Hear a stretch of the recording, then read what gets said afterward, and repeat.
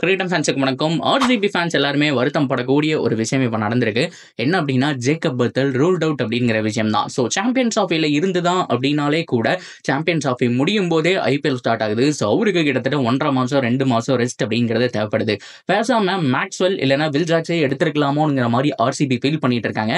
So ஓவராலாக என்ன நடக்குது, பர்ஃபெக்ட் ரிப்ளேஸ்மெண்ட் யார் ஜேக்கப் பத்தலுக்கு அப்படிங்கிற கம்ப்ளீட் டீட்டெயிலை பார்க்கலாம். அதுக்கு முன்னாடி ஃபர்ஸ்ட் டைம் சேனல் வரீங்கன்னா மறக்காம சப்ஸ்கிரைப் பண்ணி சப்போர்ட் பண்ணுங்க. அப்போ அப்டேட் எல்லாமே எங்களை வந்து சேரும். சரி வாங்க வீடியோக்குள்ள போலாம். சூப்பர் ஜப்பால் ரொம்ப ரொம்ப முக்கியமா ஐபிஎல். ஸோ சாம்பியன்ஸ் ட்ராஃபி முடிஞ்ச கையோட ஸ்டார்ட் பண்ண போறாங்க. ஆர்சிபியோட பிளேயிங் 11 இந்த தடவை வேற மாதிரி இருக்கு. ஸோ லியாம் லிவிங்ஸ்டன், அது மட்டும் இல்லாமல் ஜேக்கப் பத்தல்ங்கிற மாதிரி நிறைய பேர் அடிக்கடிக்கு சொல்லிட்டு போயிட்டு இருந்தாங்க. ஆனால் எல்லாருமே ஃபார்ம் அவுட்ல இருக்கிறத பார்த்தா ஆர்சிபி ஃபேன்ஸுக்கு கடுப்பு தான் வருது. யாராவது ஒருத்தராவது நல்லா பிளே பண்ணுங்க அப்படிங்கிற மாதிரி வருத்தப்பட்டு இருக்காங்க.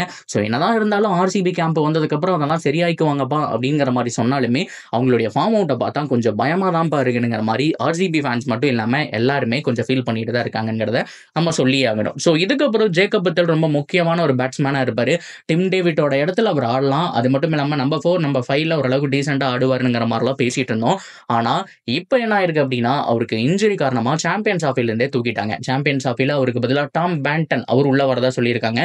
ஸோ ஜேக்கப் பத்தல் இல்ல அப்படிங்கிறது கன்ஃபார்ம் ஆயிடுச்சு. ஸோ இந்த ஒரு விஷயம் இங்கிலாந்து ஃபேன்ஸுக்கு எந்த அளவுக்கு அதிர்ச்சியா இருக்குன்னு தெரியல. சாம்பியன்ஸ் ட்ராஃபில ரொம்ப முக்கியமா பெர்ஃபார்ம் பண்ணணும். இப்போ ஆஸ்திரேலியாவுக்கும் ஏகப்பட்ட பிரச்சனை இருக்கு. மிச்சல் ஸ்டார்க் கிடையாது, ஜோஸ் ஹேசல்வுட் கிடையாது, மிச்சல் மார்ஸ் கிடையாது, இன்னும் ஏகப்பட்ட பேர் ஸ்டாயினிஸ் இல்லைன்னு நினைக்கிறேன். ஸோ இந்த மாதிரி ஏகப்பட்ட விஷயங்கள் இருக்கு. ஸோ அதனால இங்கிலாந்து தான் அவங்க குரூப்ல டாப்பா வருவாங்கன்னு எதிர்பார்த்துட்டு இருக்கும்போது ஸோ அவங்களுக்கும் ஒரு மிகப்பெரிய ஒரு அடி விழுந்திருக்குன்னு சொல்லி ஆகணும். ஆனா இந்த அடி இங்கிலாந்துக்கு வலிக்குதோ இல்லையோ ஆர்சிபிக்கு கண்டிப்பா வலிச்சிருக்கும். என்னையா சொல்றீங்க அப்படிங்கிற மாதிரி. So Liam Livingstone, Jacob Bethell 2 பேர் ஆடணும்னு எதிர்பார்த்தோம். ஃபில் சால்ட் ஆடணும்னு எதிர்பார்த்தாங்க.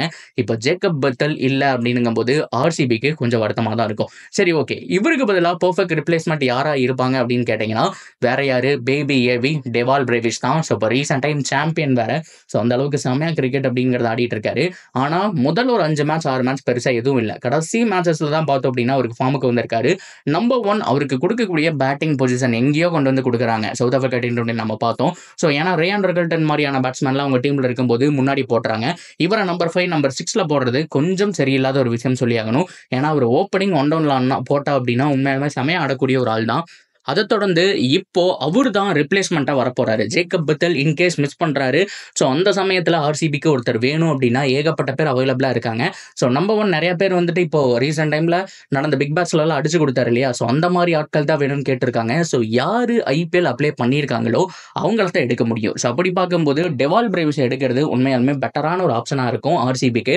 ஆனால் அவரை எடுத்தாலுமே நம்பர் 4 நம்பர் 5ல ஆட வைக்கிறத விட ஒன் டவுன்ல ஆட வைக்கிறது இன்னுமே பெட்டர். ஆனால் ஒன் டவுன்ல தான் விராட் இருக்காரு அப்படின்னா கூட ஒன் டவுனுக்கு அப்புறம் 4th ரவுண்ட் கூட ஆட வைக்கலாம். ஆனா நம்பர் 5 நம்பர் 6 அப்படிங்கிறது ரொம்ப கஷ்டமான ஒரு விஷயம் தான். அதுக்கு தகுந்த மாதிரி ஆர்சிபி பிளேயிங் 11 மேக் பண்ணி ஆகணும். ஆனா டெவால் பிரேவிஷ் தான் அவங்களுடைய ஃபர்ஸ்ட் சாய்ஸா இருக்கும்ங்கிறதுல எந்த விதமான மாற்றமும் கிடையாது.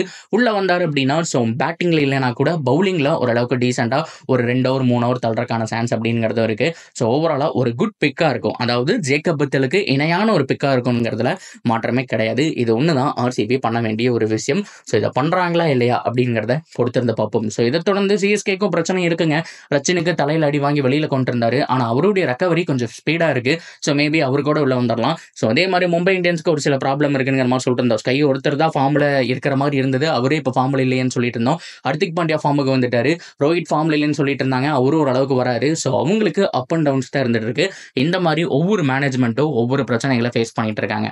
So that's video guys. இந்த வீடியோ பத்தி நீங்க என்ன நினைக்கிறீங்க? ஸோ ஜேக்கப் பத்தலுக்கு ரிப்ளேஸ்மெண்ட்டா யாரு வருவா அப்படிங்கிறத நீங்க தாராளமா சொல்லலாம்.